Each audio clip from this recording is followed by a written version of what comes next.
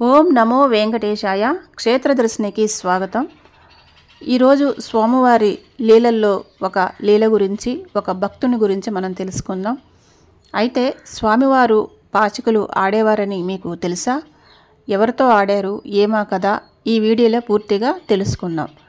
ఉత్తరాంధ్ర నుంచి కొన్ని వందల సంవత్సరాల క్రితం బావాజీ అనే భక్తుడు తీర్థయాత్రలు చేసుకుంటూ తిరుమల శ్రీ వెంకటేశ్వర స్వామివారి దర్శనం కోసం వస్తాడు. స్వామివారి దర్శనం చేసుకుని ఆ దివ్యమంగళ రూపమైన స్వామివారిని దర్శించుకుని ఆ మహిమాన్వితమైన రూపాన్ని కనులారా చూసి అచేతనంగా నిలబడి స్వామివారి నుండి దృష్టి మరల్చుకోలేక అలాగే అక్కడే ఉండిపోతాడు. ఆ రోజంతా అక్కడే ఉన్న తర్వాత ఇక స్వామివారిని వీడి ఉండలేక అక్కడే దేవాలయం దగ్గర సాధువులు ఏర్పరచుకుని ఒక మఠాన్ని అక్కడే పరిసర ప్రాంతాల్లో ఏర్పరచుకుని ప్రతిరోజు స్వామివారిని దర్శించుకోవడానికి వెళ్తున్నాడు. ఇలా గత 2-3 వారాలు గడిచాయి. స్వామివారిని దర్శనం కోసం వెళ్ళడం, అక్కడే కదలకుండా స్వామివారిని చూస్తూ తదేకంగా ఉండటం, ఇవన్నీ అక్కడ ఆలయ ఉద్యోగులు గమనిస్తారు. ఇతను మీద అనుమానం వచ్చి ఆలయ అధికారులకి సమాచారం అందిస్తారు. ఆలయ అధికారులు వచ్చి ఇతన్ని వాలకం అంతా చూసి ప్రశ్నార్థకంగా ఉండి అనుమానంగా ఉండి బయటికి పంపించి వేస్తారు. అతను నేను స్వామివారిని దర్శించుకోవడానికే వచ్చాను, స్వామివారిని చూడకుండా ఉండలేను, నన్ను దర్శనానికి ఉంచండి అని ఎంతో ప్రాధేయపడతాడు. అయినా సరే ఆలయ అధికారులు అతన్ని బయటికి పంపించి వేస్తారు. చివరికి విధి లేక ఆ రోజు అలాగే తన మఠానికి వెళ్ళి చింతిస్తూ ఉంటాడు. మరలా ఉదయాన్నే స్వామివారి దర్శనం ఆయన్ని చూడకుండా ఉండలేక మళ్ళీ ఆలయానికి వస్తాడు. అయినా ఆలయ అధికారులు అతని లోపలికి ప్రవేశం లేదు అని చెప్పి బయటికి పంపించి వేస్తారు. ఇంకా చేసేదం లేక స్వామివారి మీద బెంగతో అలాగే స్వామివారిని తలుచుకుంటూ ఉండేవారు. అలాగే ఒకరోజు ఏమీ తోచక పాచికలు ఆడుకోవాలని అలాగే స్వామివారు కూడా ఉన్నట్లుగా అతన్ని ఊహించుకొని పాచికలు ఆట ఆడేవాడు. స్వామివారి ఆట తన ఆట కూడా 2 ఆటలు తనే ఆడేవాడు. స్వామివారు ఒకరోజు ఓడిపోయినట్టు ఒకరోజు గెలిచినట్టు ఊహించుకునేవాడు. అలా కొద్ది రోజులు గడిచిన తర్వాత స్వామివారు ఒకరోజు అర్ధరాత్రి దాటిన తర్వాత ఇతని దగ్గరకు వచ్చి బావాజీ అని పిలుస్తాడు. ఆయన కళ్ళు తెరిచి ఎదురుగా దివ్యమంగళ రూపంతో ఉన్న స్వామివారిని చూసి కన్నీళ్లు పెట్టుకొని, స్వామి నా కోసం వచ్చావా అని అడుగుతాడు. అవును బావాజీ, నువ్వు పాచికలు ఆడుతున్నావు కదా, నా ఆట కూడా నువ్వే ఆడుతున్నావు, కానీ నేను నా ఆట ఆడుకోవడానికే నేను ఇక్కడికి వచ్చాను, రా పాచికలు ఆడుదామని స్వామివారు పాచికలు ఆడడంలో నిమగ్నులైపోతారు. అట్లా ప్రతిరోజు స్వామివారు అర్ధరాత్రి దాటిన తర్వాత పూజా కైంకర్యాలు అయిపోయిన తర్వాత తలుపులు మూసిన తర్వాత బావాజీ దగ్గరికి వచ్చి పాచికలు ఆడుతూ ఉండేవారు. అలా ఒకరోజు స్వామివారు తన హారాన్ని అక్కడే వదిలేసి వెళ్ళిపోతారు. అయితే స్వామివారు వెళ్ళిన కొద్దిసేపటికి పాచికలు అట్టా తీసి దాచాలని చూసే సమయంలో హారం బావాజీ కంట పడుతుంది. అరే, స్వామివారు తన హారాన్ని వదిలి వెళ్ళిపోయారు, ఉదయం మళ్ళీ రాత్రికి రాగానే ఇవ్వచ్చు అని దాన్ని భద్రపరిచి ఉంచుతాడు. ఉదయం అధికారులు స్వామివారి తలుపులు తీసి స్వామివారికి స్నానాధికారాలు ముగించడానికి ఆయన ఒంటిపై ఆభరణం లేకుండా ఉండటం గమనిస్తారు. ఆ హారం ఏమైంది అని పరిసర ప్రాంతాలు అందరినీ విచారించగా ఎవరికి తెలియదు అని చెప్తారు. చివరికి ఈ బావాజీ మీద అనుమానం వచ్చి ఆయన ఇంటికి వచ్చి అడుగుతారు. అయితే బావాజీ స్వామివారు రాత్రి మర్చిపోయి వెళ్ళారు, రాత్రి మళ్ళీ వచ్చినప్పుడు ఇస్తాను అని చెప్తారు. కానీ ఇదంతా వాళ్ళకి అనుమానంగా ఉండి అక్కడ రాజుగారికి వీళ్ళు సమాచారం అందిస్తారు. అయితే రాజుగారు ఇతని మాటలు కూడా నమ్మరు. స్వామి, నేను దొంగని కాను, స్వామివారి హారం నేను తీయలేదు, స్వామివారే మరిచి వెళ్ళిపోయారు అని ఆయనకి ఇవ్వడానికి నేను దాచి ఉంచాను అని చెప్తాడు. అయినా సరే స్వామి లీలలు ఎలా ఉన్నాయో మన ఎవరికీ తెలియదు. ఆయన తన భక్తుల్ని ఎలా కాపాడుకుంటారు అనేది మనకి కథలో స్పష్టంగా తెలుస్తుంది.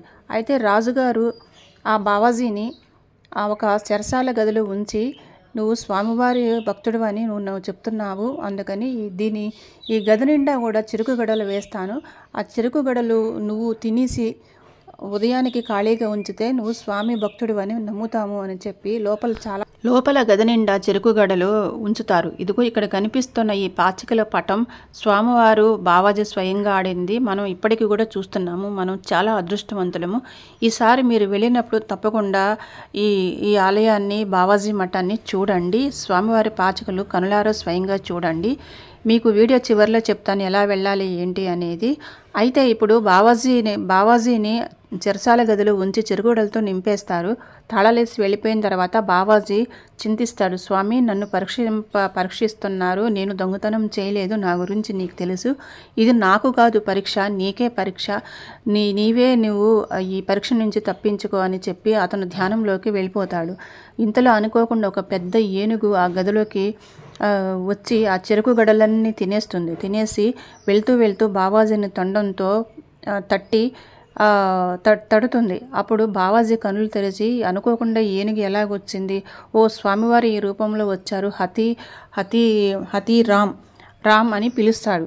పిలిస్తే ఆ ఏనుగు గీంకారాలు చేసుకుంటూ శబ్దం చేస్తుంది. అంతలో సైనికులు వచ్చి చెరసాల గదిలో ఏనుగును చూసి ఎలాగొచ్చింది అని వాళ్ళు భయపడి రాజుగారికి చెప్పడానికి వెళ్తారు. రాజుగారు కూడా హుటాహుటిన చెరసాలకి నడిచి వచ్చి చూసి స్వామివారు ఇదంతా స్వామివారు చేసిన మహిమ అని ఆయన కూడా తెలుసుకొని బావాజీని క్షమించమని వేడుకుంటాడు.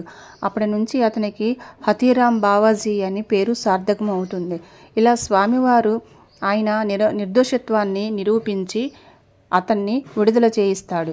చూసారా, మనకి స్వామివారిని పూర్తిగా మనం మనసుతో నమ్మితే మనకి అన్ని క్షణాల్లో ఏ సమయంలోనైనా స్వామివారు మనకి అండగా ఉంటారు. అలాగే కొన్ని సంవత్సరాల తర్వాత స్వామితోనే ఆయన మమైక్యం చెంది జీవసమాధి పొందుతారు. ఆ జీవసమాధి కూడా ఇక్కడ మనకి పాప వినాశనం వెళ్ళే వేణుగోపాల స్వామి గుడి దగ్గర స్వామివారి జీవ సమాధి ఉంటుంది, బావాజీ గారిది.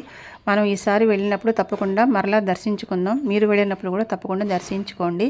అయితే ఈ బావాజీ మఠానికి వెళ్ళడానికి మనం స్వామివారి గోపురం పక్క నుంచి గరుడ కడుతున్నారు కదా, గరుడ పక్క నుంచి వెళ్తే సుపదం వస్తుంది. సుపదం పక్క నుంచి మెట్లు ఉంటే ఆ మెట్ల నుంచి మీరు పైకి ఎక్కి కొంచెం ముందుకి వెళితే అక్కడ లెఫ్ట్ సైడ్ మళ్ళీ మట్టి రోడ్డు వస్తుంది. ఆ మట్టి రోడ్డు లోపలికి వెళ్తే కనుక కింద ఒక చిన్న గుడిలాగా వస్తుంది. ఆ పక్కనే రామాలయం కూడా ఉంటుంది. రామాలయం కూడా ఈ బావాజీ గారు కట్టించారు. అయితే ఆ బావాజీ గారు కట్టించిన చుట్టూతో దశావతారాల స్వామివారి విగ్రహాలు కూడా ఉన్నాయి. అలాగే పూరి జగన్నాథ విగ్రహము ఇంకా తదితర విగ్రహాలు ఉన్నాయి. తప్పకుండా వెళ్ళి దర్శించండి. ఈ ప్రదేశాన్ని మాత్రం భక్తులు మిస్ కాకండి. ఎందుకంటే మనం స్వయంగా స్వామితో మాట్లాడకపోయినా ఇదివరకు స్వామి భక్తులతో మాట్లాడేవారట కొన్ని శతాబ్దాల క్రితము. అయితే రాను కలియుగంలో స్వామివారు అలా విగ్రహ రూపంలో ఉండిపోయారు. తప్పకుండా బావాజీ మఠాన్ని అలాగే స్వయంగా స్వామివారు ఆడిన పాచికల అట్ట దాన్ని కూడా తప్పకుండా చూడండి. మరికొంత పుణ్యం సంపాదించండి. దయచేసి ఈ వీడియోని నలుగురికి షేర్ చేయండి, సబ్స్క్రైబ్ చేయండి. ఈ పుణ్యభాగంలో మీరు కూడా పాలు పంచుకోండి. మీకు ఇంకా వచ్చే వీడియోలో స్వామివారి ముడుపు కట్టడం ఎలా తదితర ప్రాంతాల గురించి అన్నీ కూడా తప్పకుండా వీడియోలు చేస్తాను. దయచేసి ఈ వీడియోను పూర్తిగా చూడండి, నలుగురికి షేర్ చేయండి. ఇక్కడ కనిపిస్తున్న బంగారు గోపురం స్వామివారిది. ఇక్కడ బావాజీ మఠం పైన మెట్లు ఎక్కితే గనక మనకి ఈ హైట్లో అక్కడ బంగారు గోపురం మనకు డైరెక్ట్గా కనిపిస్తుంది. స్వామివారి గోపురం అలాగే పరిసర ప్రాంతాలు అవన్నీ కూడా చాలా బాగున్నాయి. రాత్రి సమయంలో మరింత అందంగా కనిపిస్తున్నాయి. ఈసారి మీరు వెళ్ళినప్పుడు తప్పకుండా బావాజీ మఠం నుంచి పైన బంగారు గోపురాన్ని చూడడానికి ప్రయత్నం చేయండి. ఎంతో ఆహ్లాదకరంగా, ఎంతో సంతోషాన్ని కలిగించి, ఎంతో భక్తిభావంతో కలిగించే ఈ తిరుమల దేవాలయ దర్శనాన్ని, తిరుమలని తప్పకుండా ప్రతి ఒక్కరూ కూడా దర్శించాల్సిన అవసరం ఎంతో ఉంది. మన సనాతన ధర్మం, మన సాంప్రదాయం వర్ధిల్లాలి. జై హింద్. మన సనాతన ధర్మ హిందూ దేవాలయ సందర్శన పుణ్య భాగంలో మీరు పాలు పంచుకోండి. మీకు తోచిన సహాయం మాకు చేయండి. మరి ఒక విషయం, దేవాలయాలు వెళ్ళడానికి ఎవరైనా తోడు కావలసిన వారు నన్ను సంప్రదించండి. నేను తోడుగా వస్తాను. తగిన సమాచారం కోసం నా నెంబర్కి కాల్ చేయండి. ధన్యవాదములు. నమో వెంకటేశాయ.